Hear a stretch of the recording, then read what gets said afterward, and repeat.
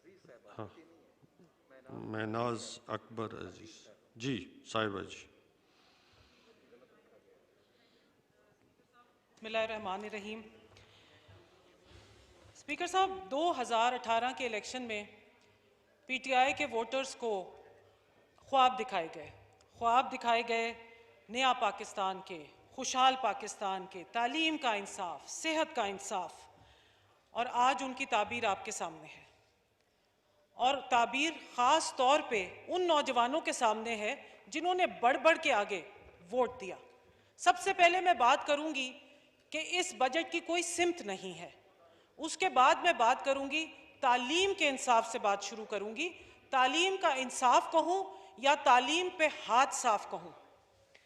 तालीम हमारे ज़माने में, पीएमएलएन के ज़माने में, हमने बजट 2013 से 18 में 13 अरब से 47 अरब किया हायर एजुकेशन कमीशन का, और आज वो बजट 29 अरब पे है।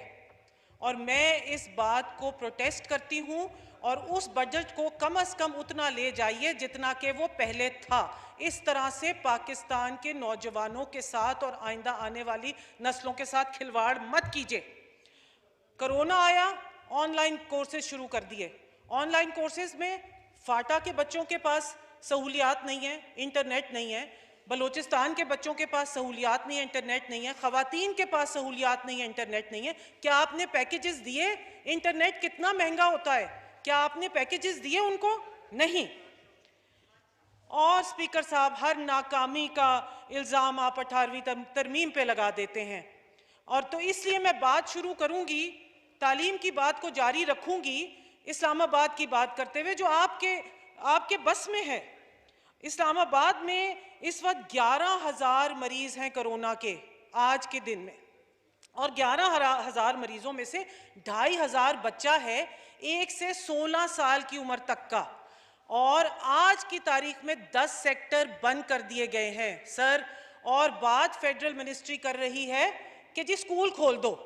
खुदा का वास्ता है, खुदा को माने, आपने जो मईशत के आड़ में जो लोगों के साथ किया ईद पे, वो आप बच्चों के साथ नहीं कर सकते।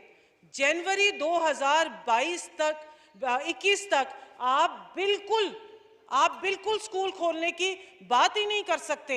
बच्चों के साथ ये खिलवाड़ नहीं हो सकती। आप देखें कि क्या सूरत हाल है। सेहत के इंसाफ की बात होती है सर, मैं इस्लामाबाद से ही बात शुरू करूंगी, क्योंकि अगर मैं सूबों पे जाती हूं तो 18वीं तरमीम की बात आ जाती है। 1985 में यहां पर 3.5 लाख आबादी थी और अस्पताल बनाया गया पिम्स। आज 35 लाख आबादी है। पिछले 2 सालों में आपने किसी नए अस्पताल का संगे बुनियाद रखा? कोरोना में क्या हालात हैं पिम्स के, कोरोना में क्या हालात हैं पॉलीक्लिनिक के। यूनिसेफ कहता है एक रिसर्च के मुताबिक कि कोरोना के पेंडेमिक में पाकिस्तान में 50 लाख बच्चा पैदा होगा। वो 50 लाख बच्चा कहां पर पैदा होगा? अस्पतालों में तो जगह नहीं है। उन बच्चों के लिए आपके पास क्या प्लानिंग है? उनके खुशहाल मुस्तकबिल के लिए आपके पास क्या प्लानिंग है? दूसरी सांस में यूनिसेफ कहता है कि आपने पोलियो के कतरे मुअत्तल कर दिए हैं, और ना सिर्फ पोलियो के कतरे मुअत्तल किए हैं बल्कि आपने हिफाजती टीके बच्चों को लगाना बंद कर दिए हैं। तो ये मुझे बताइए कि इस खुशहाल पाकिस्तान की सिमत किस तरफ जा रही है?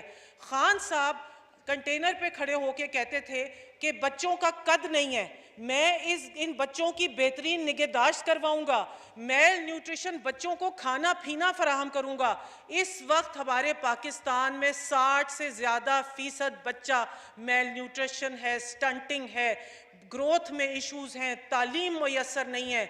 और उसके बाद सर मैं ये भी बात बताना चाहती हूँ कि उनका डायरेक्ट लिंक है खुर्दो नोश की महंगे होने पे, जो कि आज 14% को छू रहा है।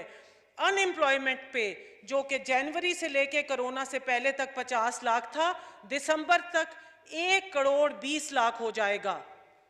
उसके अलावा सर आपने जो हमारे गवर्नमेंट के एम्प्लॉइज हैं उनकी तनख्वाह नहीं बढ़ाई। कम से कम 16 ग्रेड तक की तो तनख्वाह बढ़ा दीजिए। आखिर उस तनख्वाह का फायदा किसको होता है? वो घर जब लेके जाते हैं तो वो बच्चा ही तो खाना खाता है। तो खान साहब, ये जो मेल न्यूट्रिशन थी, जो आप अनएम्प्लॉयमेंट क्रिएट कर रहे हैं, खुर्दोनोश में इतनी महंगाई पैदा कर रहे हैं, ये अनएम्प्लॉयमेंट तो ज़्यादा उधर ही जाके लिंक हो रही है। रोटी हमारे ज़माने में PMLN के ज़माने में 6 रुपए थी, आज 20 रुपए है। कौन खा सकता है खरीद के ये रोटी? आटा चीनी की तो बात मेरे बहन भाई बहुत कर चुके हैं, वो मैं बात बार बार नहीं करूंगी। चाइल्ड लेबर में वर्ल्ड बैंक कहता है 1.7% इजाफा होगा इन हालात में चाइल्ड लेबर में। आप चाइल्ड सेक्सुअल अब्यूज देखें, मर्डर देखें, कत्लो गारत देखें, डोमेस्टिक चाइल्ड वर्कर्स को देखें, चाइल्ड प्रोटेक्शन को देखें, आपने किस बजट में क्या मद रखी है इनके लिए? मुझे तो कहीं नहीं नजर आया। अगर रखी है तो प्लीज आगे आए बताएं। जुवेनाइल कोर्ट्स देखें, सब चीजें रुकी पड़ी हैं, बच्चों के हवाले से कोई काम नहीं होता। और ये है आइंदा का खुशहाल पाकिस्तान।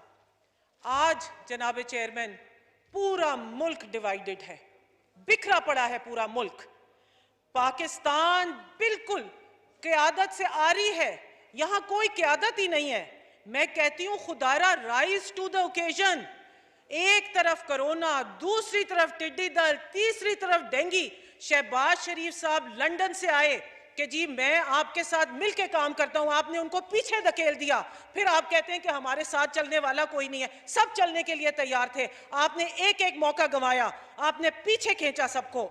और आज मैं ये कहती हूं कि लोकल बॉडीज को बहाल करें खुदारा। ये टाइगर फोर्सेस वाइगर फोर्सेस छोड़ दें, ये पैरेलल सिस्टम्स।